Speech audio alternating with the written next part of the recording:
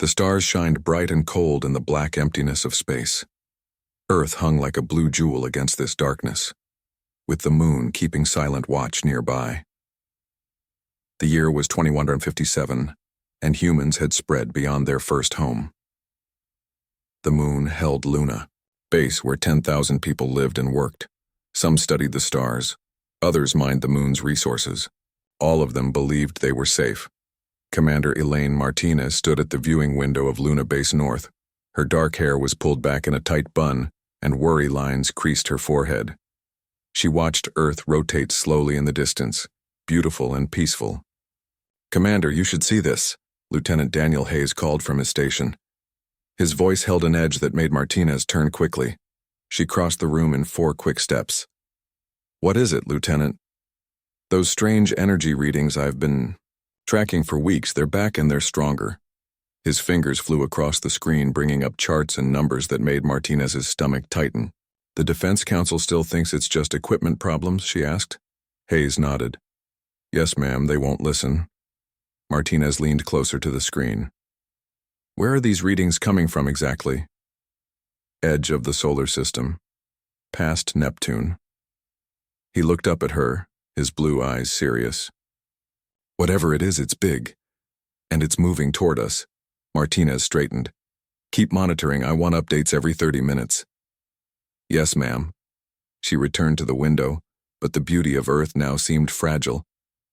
A bad feeling grew in her chest. 6 years in the Earth Defense Fleet had taught her to trust those feelings. 3 hours later, the alarms sounded. "Multiple objects emerging from faster-than-light travel," Hayes shouted over the sudden noise. "Massive energy signatures. Nothing we've ever seen before." Martinez ran to the main screen as it filled with images from their long-range sensors. Ships. Dozens of them. Their designs were strange, with curves and angles that seemed wrong to human eyes. "First contact," someone whispered behind her. But Martinez knew better. The way the ships moved, spreading out into attack formation. These weren't visitors coming to say hello. "Send word to Earth immediately," she ordered, "and get Admiral Phillips." On the line. The communications officer worked quickly. "Earth Defense Fleet responding. Admiral Phillips is connecting now." The screen split, showing the face of Admiral John Phillips. His gray hair was messy, as if he'd been sleeping. "Martinez, what's the emergency?" he asked. "Sir, we have multiple unknown vessels approaching from the outer system. Their configuration suggests hostile intent." Phillips frowned. "Are you certain? This could be first contact." "With respect, sir, these ships are moving into attack positions. We need to activate our defenses now." The Admiral hesitated. Humanity had prepared for the possibility of meeting aliens for generations, but now that it was happening, no one seemed ready to believe the worst. "I'll alert the defense platforms," Phillips finally said, "but no aggressive actions until we're certain of their intent." Martinez wanted to argue, but she knew it would waste precious time. "Yes, sir. How soon can we expect support?" "The nearest vessels are 3 days out," Phillips admitted. "You're on your own until then." The communication ended, leaving Martinez with a cold feeling. She turned to her team. "Begin evacuation procedures. Move all civilians to the emergency shelters." "You think they'll attack?" Hayes asked quietly. "I hope I'm wrong," she answered, "but I'm not taking chances with 10,000 lives." The alien fleet moved faster than expected. Within hours, they had reached lunar orbit. No messages came from them. No attempts to communicate. "They're scanning us," Hayes reported. Intense energy readings across the base. Martinez watched the main screen as one of the alien ships moved directly overhead. It was massive, at least 3 times larger than Earth's biggest space vessel. "Try hailing them on all frequencies," she ordered. The communications officer tried. Again and again, she sent messages of peace in every language and format humans knew. No response came. "Maybe they communicate differently than we do," Hayes suggested. Martinez was about to answer when the first explosion rocked the base. The lights flickered. Dust fell from the ceiling. Warning alarms blared. "We're under attack," Hayes shouted, his voice barely audible above the noise. "Main dome has been hit," Martinez grabbed the emergency comm. All personnel, this is Commander Martinez. We are under attack. Proceed to emergency shelters immediately. This is not a drill. She turned to her command staff. Status report. Multiple hits across the base. Sections 3 through 7 losing pressure. Emergency bulkheads activating. The officer's voice shook. Commander, they're targeting the residential areas first. Martinez felt sick. The civilian quarters? They're hitting them deliberately? Another explosion, closer this time. The lights went out completely, then emergency power kicked in, bathing everything in red. Defense platforms coming online, Hayes reported. Returning fire. On the screens, they could see Luna's few defensive weapons activating, small flashes of light against the vast alien ships, like throwing stones at tanks. It's not enough, Martinez said quietly. The base shook continuously now. Reports flooded in from across Luna. Every settlement was under attack. Mining stations, research outposts, all being systematically destroyed. Send a message to Earth, Martinez ordered. Full data package. Everything we have on these ships, their weapons, all of it. Communications are damaged, the officer replied. I can't guarantee a complete transmission. Send what you can, Martinez insisted. She leaned close to the microphone. Earth Defense Command, this is Commander Martinez. Luna base is under attack by unknown alien forces. This is not an invasion, it's an extermination. They're destroying everything. Repeat, this is not an invasion, it's an extermination. The largest explosion yet threw Martinez to the floor. Cracks appeared in the ceiling. Warning lights flashed everywhere. Hull breach imminent, the computer announced in its calm voice. Martinez pulled herself up. Continue evacuation. Get everyone to the emergency shuttles. Hayes looked at her, his face pale in the red light. The shuttles won't get far. They have to try, Martinez said. She looked at her team. Go. That's an order. Another blast. Part of the ceiling collapsed. Martinez turned to the window one last time. A massive alien ship hovered there, its strange shape blocking the stars. From its center, a beam of intense light shot downward, drilling into the moon's surface. What are they doing? Hayes asked, still at her side despite her orders. Martinez watched in horror as the beam intensified. Something terrible. On Earth, billions of people looked up at the night sky. They watched as bright explosions bloomed across the face of the moon. Scientists and military leaders tracked the destruction on their instruments. News channels showed the images live. Then came the worst moment. The alien's main weapon fired, sending a blast deep into the moon's core. The explosion that followed tore away a huge chunk of the lunar surface. Nearly 1/5 of the moon broke apart, creating a cloud of debris that began to drift toward Earth.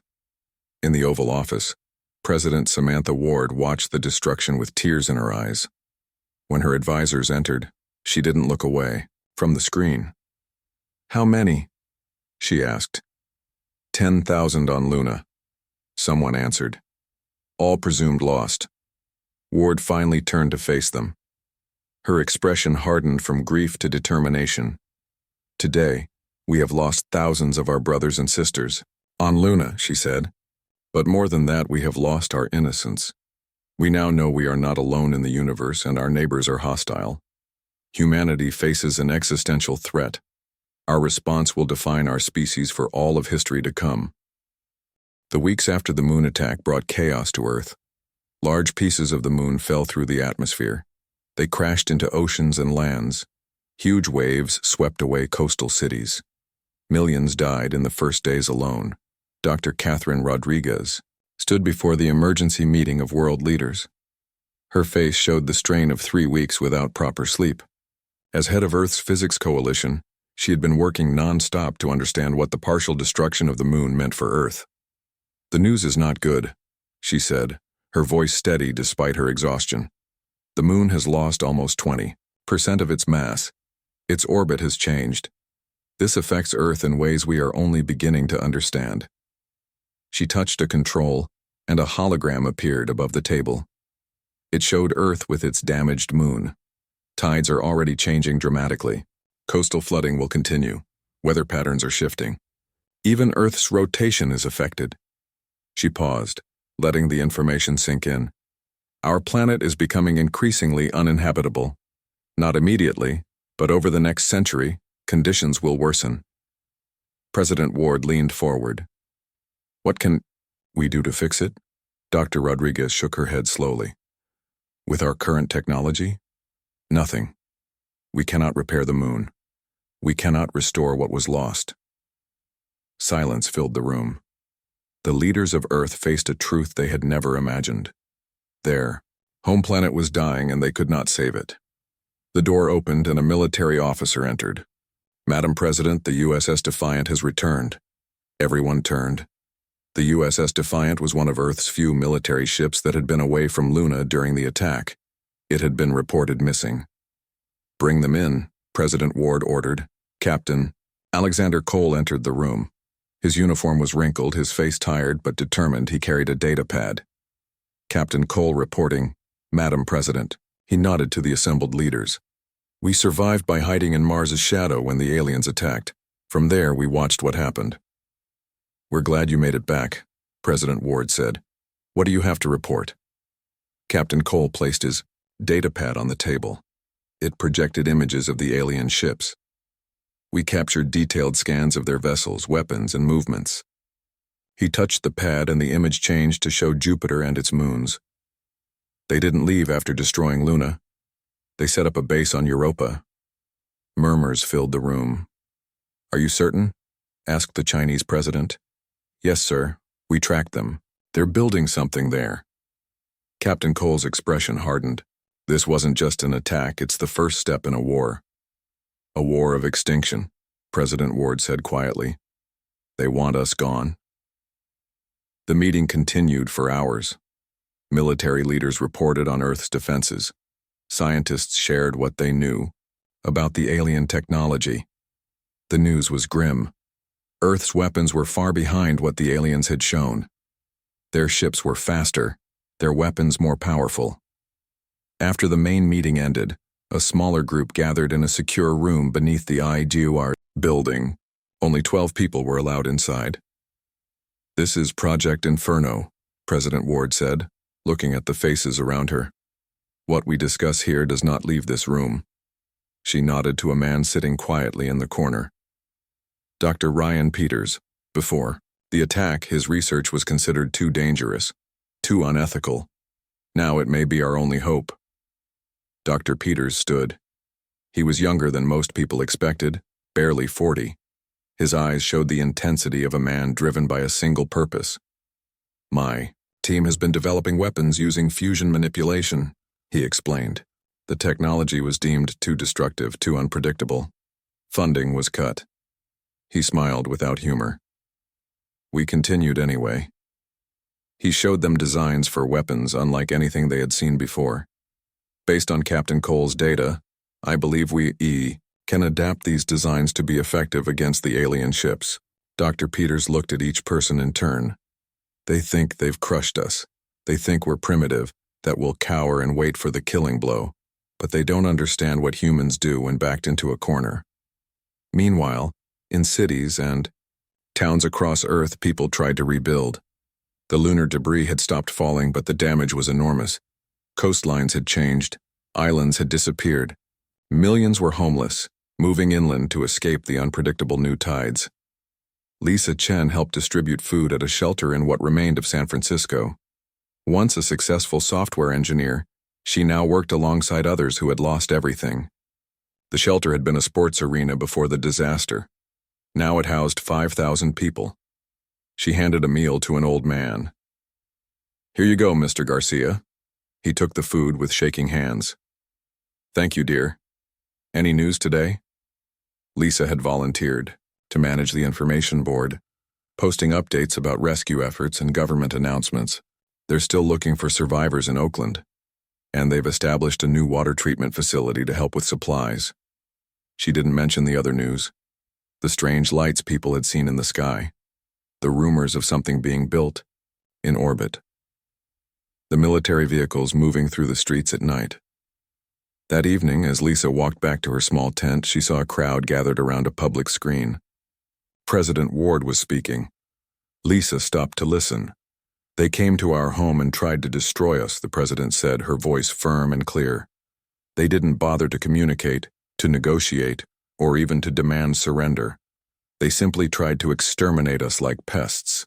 They have shown us what kind of universe we live in, one where compassion is seen as weakness." The president's eyes seemed to look directly at each person watching. "So be it. We will show them what happens when you push humanity to the brink." The key. Screen showed images of new ships being built in orbit. Sleek and dangerous looking, they were unlike the exploration vessels Earth had built before.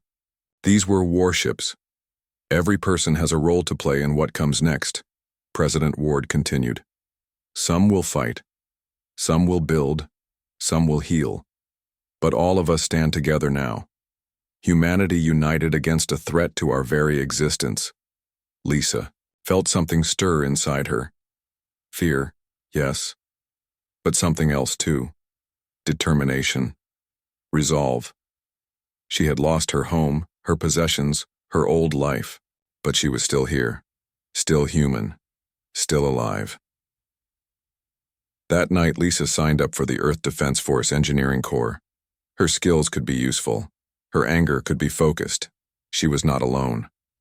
Across the planet, millions made similar choices, in Inut. Labs and factories, on ships and in training grounds, humans prepared. The aliens had attacked without warning or mercy. They expected humanity to fall easily. They were wrong. In his lab deep below the Rocky Mountains, Dr. Peters worked through the night. His team had made breakthroughs using the alien technology Captain Cole had brought back. On a screen nearby, simulations showed the potential of their new weapon. If it worked as designed, it could turn Jupiter's moon Europa into a bomb. Dr. Peters paused, considering the ethical implications. They were planning to destroy an entire moon. Would that make them no better than the aliens who had attacked Luna? Then he remembered the images from the attack. The 10,000 people who died in an instant. The millions who died from the aftermath, on Earth. The billions now facing a dying planet. His resolve hardened. This wasn't about revenge. It was about survival. "Run the simulation again," he told his team. "I want to be sure it works exactly as planned." Project Inferno moved forward. Humanity prepared its response. 6 months passed. Earth changed in ways no one could have imagined before the attack. Former enemy nations now worked together. The entire planet focused on one goal: survival. In orbit around Earth, massive shipyards filled the space where satellites once flew. Workers in spacesuits moved like busy ants, building vessels designed for war, not exploration. Materials salvaged from lunar debris formed the bones of these new ships. Admiral Gloria White floated near the viewing window of Station 1, watching the construction. Her gray hair floated around her head in the zero gravity. At 62, she had come out of retirement to lead Earth's space defense forces. "Progress report," she said to the young officer beside her. "We have completed 15 warships," he replied. 7 more will be ready within the month." Admiral White nodded. "And the weapon systems?" "Dr. Peters' team has delivered the first batch of fusion cannons. They're being installed on the lead vessels now." "Good." She turned away from the window. "The training programs?" "Accelerated, as you ordered. We're compressing 5 years of combat training into 5 months." The officer hesitated. "There have been casualties." Admiral White's face showed no emotion. "There will be more when we face the real enemy. Better to lose a few in training than millions in defeat." She pushed off the wall, floating toward the exit. "We won't win by fighting fair," she told the officer. "We won't win by being noble. We'll win by being what we've always been: adaptable, clever, and utterly ruthless when necessary." Deep beneath the Rocky Mountains, Major Eric Johnson led his team through another training exercise. The Helldivers, as they were called, moved through a simulated alien ship. The layout was based on Captain Cole's scans from the USS Defiant. Move faster, Johnson shouted. The aliens won't wait while you check your corners. His soldiers wore experimental powered armor. It made them stronger, faster, but it wasn't enough. The aliens, based on what they knew, were naturally stronger than humans. Ramos, you're dead, Johnson said, as a simulated alien weapon hit one of his soldiers. Carter, you too. The soldiers cursed but moved to the side.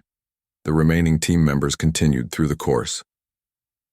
After the exercise ended, Johnson gathered his team. Listen up.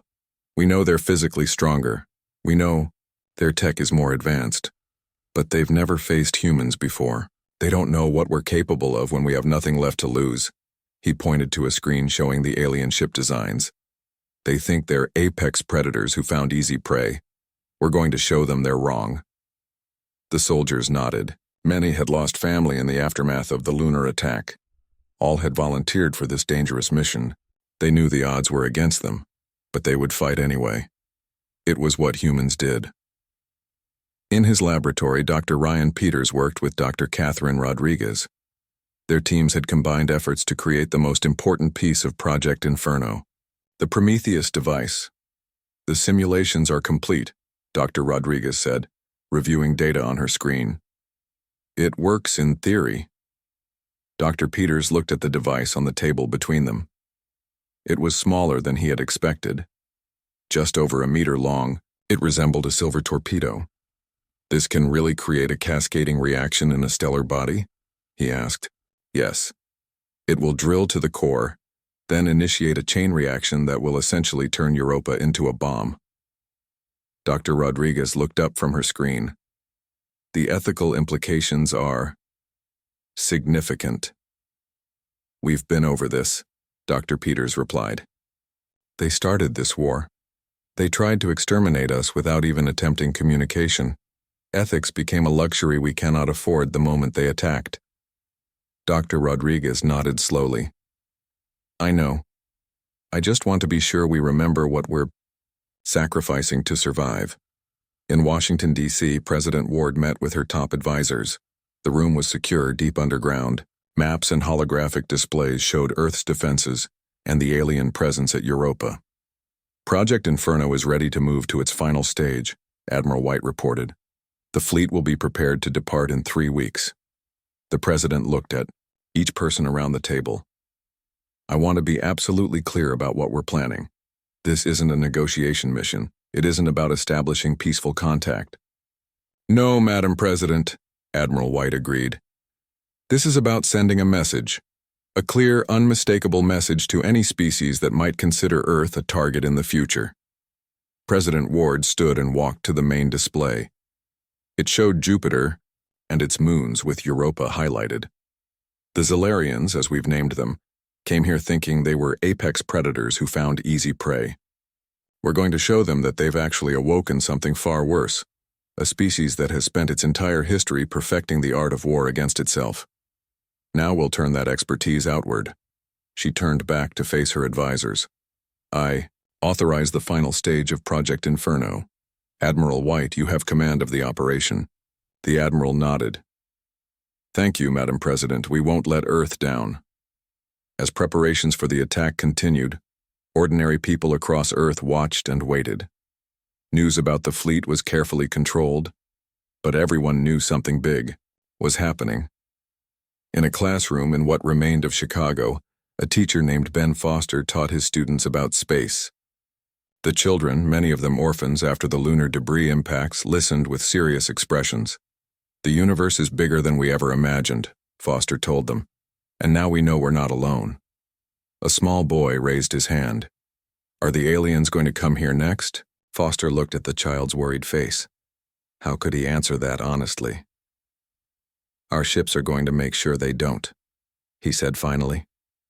Another child spoke up. My dad is on one of those ships. He said they're going to make the aliens sorry. They ever found Earth? Foster nodded. Yes, they will. That night, Foster stood on the roof of his apartment building.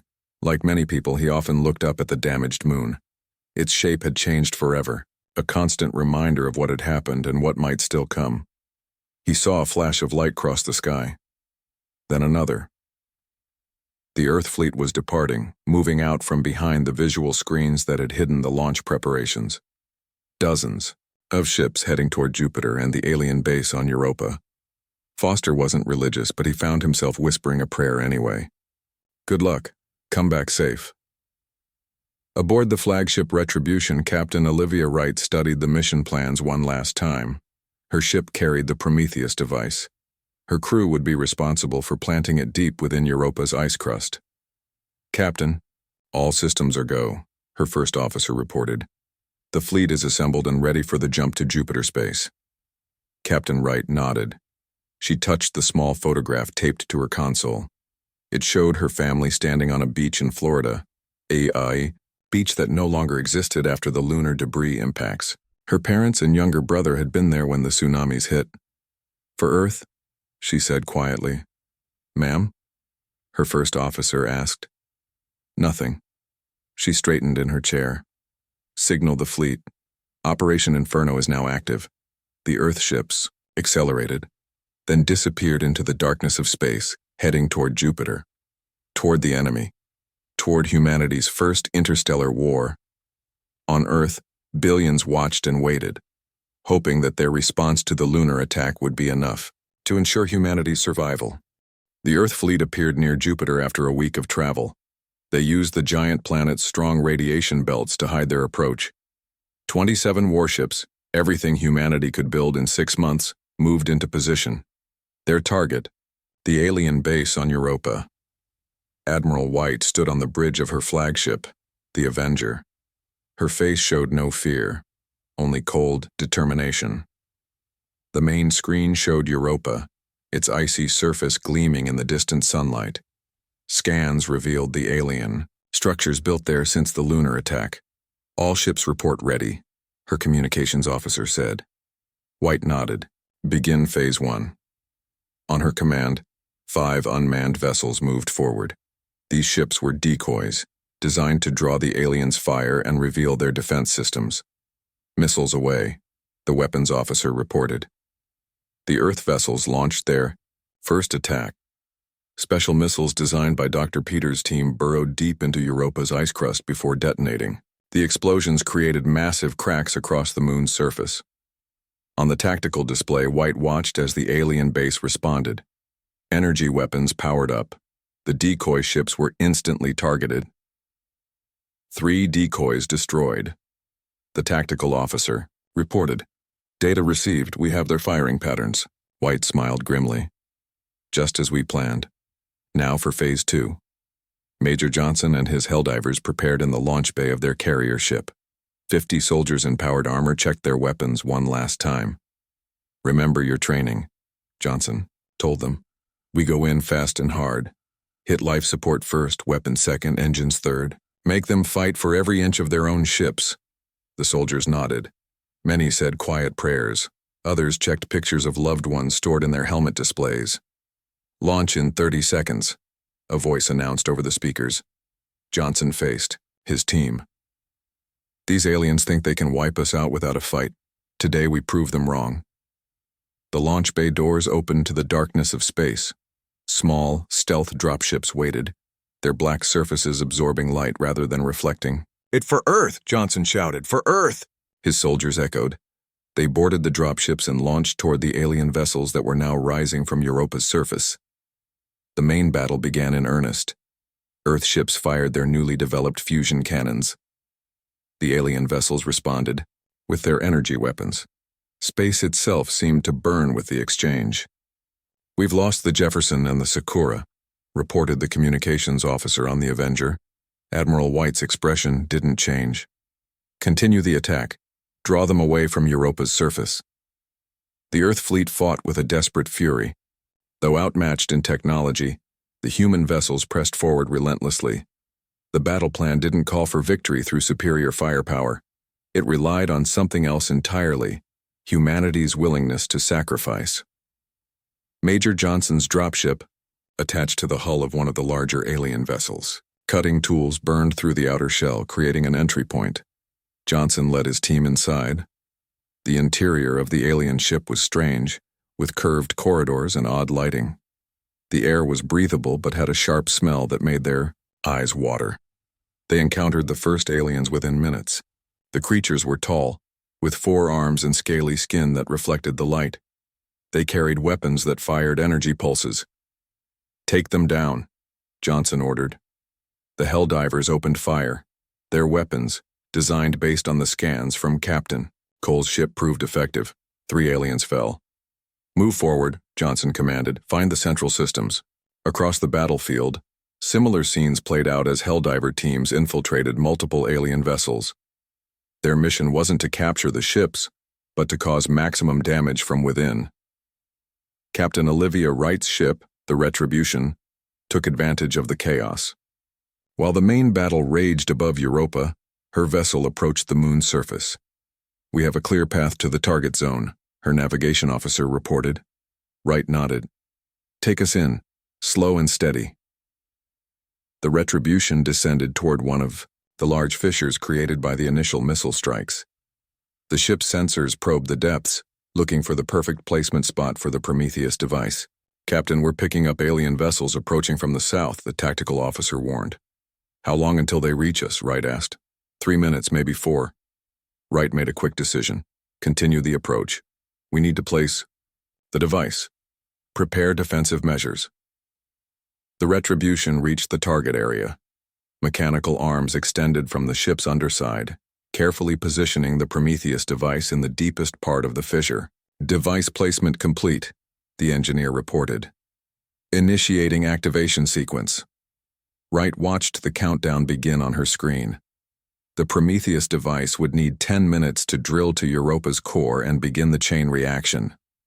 "Alien vessels in range," the tactical officer announced. "They're charging weapons." "Evasive maneuvers," Wright ordered. "Buy us time." The Retribution pulled away from the surface, engines at maximum. The alien ships pursued, firing energy beams that scorched the Earth vessel's hull. "Shields at 40%, someone called out. Wright opened a channel to Admiral White. "Retribution to Avenger. Devices placed and counting down. We need extraction." "Negative, Retribution," came the reply. "All vessels are engaged. You need to hold position until the device activates." Wright understood what that meant. Her ship and crew were not expected to survive. "Acknowledged, Avenger," she said calmly. "We'll keep them busy." She turned to her crew. "Target their weapon systems. We need to last 10 more minutes." The battle continued with increasing intensity. Human casualties mounted. 6 Earth ships had been destroyed, their crews lost. But the aliens were suffering too. 4 of their vessels had been disabled by the Helldivers' sabotage. On the bridge of his commandeered alien ship, Major Johnson received the transmission about the Prometheus device. "We have 8 minutes to clear the area," he told his remaining soldiers. "Plant the charges and get back to the extraction point." Only 23 of his original 50 Helldivers remained. They worked quickly, setting explosives in the alien ship's engine room. The countdown reached 5 minutes. Captain Wright's ship was heavily damaged, venting atmosphere from multiple hull breaches. "Shields failing," her tactical officer reported. "One more hit will finish us." Wright opened a ship-wide channel. "All hands, this is the captain. Our mission is almost complete. The device will activate in less than 5 minutes. I want to say it has been an honor serving with all of you." She looked at the image of Europa on her screen. "They took our moon. In return, we're taking their future. Remember us." 4 minutes later, the Prometheus device completed its journey to Europa's core. The chain reaction began, spreading rapidly. Through the moon's interior, the Earth fleet, what remained of it, accelerated to a safe distance. Major Johnson and his surviving Helldivers escaped in their dropship, just as the alien vessel they had infiltrated exploded from their sabotage. On the Avenger, Admiral White watched the sensor readings. "All surviving Earth vessels, maximum acceleration. Get clear of the blast radius." On Earth, billions watched the live feeds transmitted back by the fleet. They saw Europa begin to glow from within, cracks spreading across its entire surface. Then, in a blinding flash, Jupiter's moon tore itself apart, the explosion catching many of the alien ships still in orbit. The message to the galaxy was clear: attack Earth at your own peril. Humanity's response would be infernal. 3 weeks after the battle at Europa, Earth remained on high alert. The victory had been costly. Of the 27 ships that left Earth, only 16 returned. Over 2,000 soldiers and crew members had been lost. Admiral White stood at the window of her office in the orbital command station. Her reflection showed new lines on her face, evidence of the burden she carried. "Admiral," her aide said from the doorway, "we're receiving a transmission. It's from the aliens." White turned quickly. "Show me." In the command center, screens displayed strange symbols and patterns. Dr. Natalie Weaver, the top xenolinguist on Earth, worked frantically to decode the message. "It's definitely from the Zolarians," she confirmed. "This is the first direct communication we've received from them."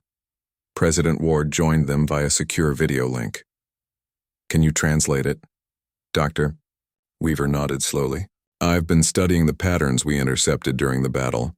It's complex, but I'm starting to understand their language structure." Hours passed as Dr. Weaver and her team worked. Finally, she looked up from her computer. "I have it," she said. "Or at least I have the general meaning." Everyone in the room focused on her. The future of humanity might depend on this message. "They want to talk," Dr. Weaver explained. "This is a request for communication, not a threat." Admiral White frowned. "After everything they've done? Why would they want to talk now?" "Because we hurt them," President Ward said simply. "We proved we're not easy prey." The full translation came through the next day. The message was displayed on screens for Earth's leaders to read. "We detected your early communications decades ago. We classified humans as a potential threat based on your history of warfare. Our strike against your moon was meant to prevent you from ever reaching the stars." President Ward read aloud the next part. "We misjudged you. We thought you primitive, easy to eliminate before you became a problem. We did not expect such ferocity in response. Many species would have surrendered after such a demonstration of our power." Silence filled the room as everyone absorbed the implications. The aliens had attacked Earth not out of pure aggression, but out of a preemptive fear of what humans might become. "They were afraid of us," someone whispered, "even before we knew they existed." President Ward called an emergency meeting of the newly formed Human Defense Alliance. Representatives from all nations gathered to decide how to respond. The debate was heated. Many called for continued war until the Zolarians were completely destroyed. "They tried to kill us all," shouted the representative from India. "They destroyed our moon. Millions died in the aftermath. We should show no mercy." Others argued for caution. "Our resources are already stretched thin," the European Union representative pointed out. "We cannot sustain a prolonged interstellar war." Admiral White, her face bearing new scars from the Battle of Europa, stood to address the assembly. "We've shown them that attacking Earth carries an unacceptable cost. Now we need to show them that peace is possible, but only on our terms." After days of discussion, Earth's leaders agreed on a response. President Ward recorded the message herself. The transmission began with footage of the devastation caused by the lunar debris. Cities underwater. Coastlines forever changed. Millions of refugees. The damaged moon hanging in Earth's sky, a constant reminder of what had happened. "This is what you have done to our home," President Ward said, her voice firm. "We have demonstrated what we are capable of in return. The choice is yours. Leave us in peace or we will bring war to your homeworlds next." 1 month later, a Zolarian vessel entered Earth orbit under heavy guard. It was smaller than their warships, clearly designed for diplomacy rather than combat. Earth's defenses tracked its every movement. The alien representatives came to the neutral meeting ground of the International Space Station. They were tall beings with forearms and iridescent scales covering their bodies. Their eyes were large and dark, adapted to the dim light of their homeworld. President Ward led the human delegation. Admiral White stood at her side, along with Dr. Weaver and other key figures who had helped Earth survive. The meeting was tense. Both sides had reason to distrust the other. The Zilarian leader spoke through a translation device. In our 1,000-cycle history, we have encountered 17 spacefaring species, it said. You are the first to respond to aggression, not with fear, but with such calculated fury. President Ward's response was simple and direct. We did not want war. We did not seek it. But now every species in the galaxy should understand. Earth's response to existential threats will always be infernal. The negotiations lasted for days. Eventually, an agreement was reached. The Zilarians would provide technology to help stabilize Earth's environment in the wake of the lunar catastrophe. In return, humanity agreed not to deploy any more Prometheus devices. Neither side fully trusted the other, but both recognized the alternative was mutual destruction.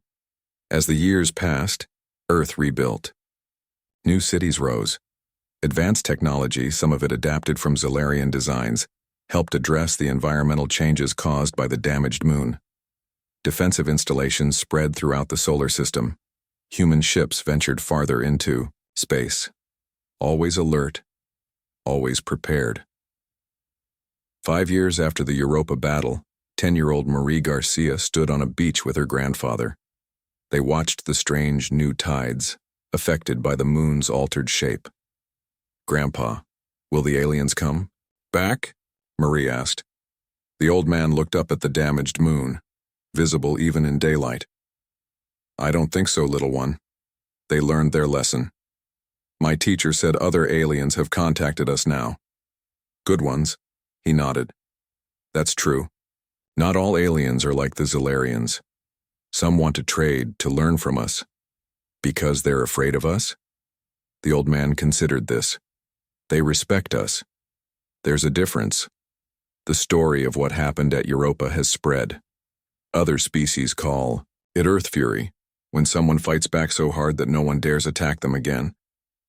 Marie thought about this. I'm glad we won, but I wish the moon wasn't broken.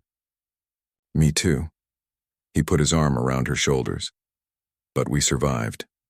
Humans always find a way to survive. Across the galaxy, the story spread from world to world.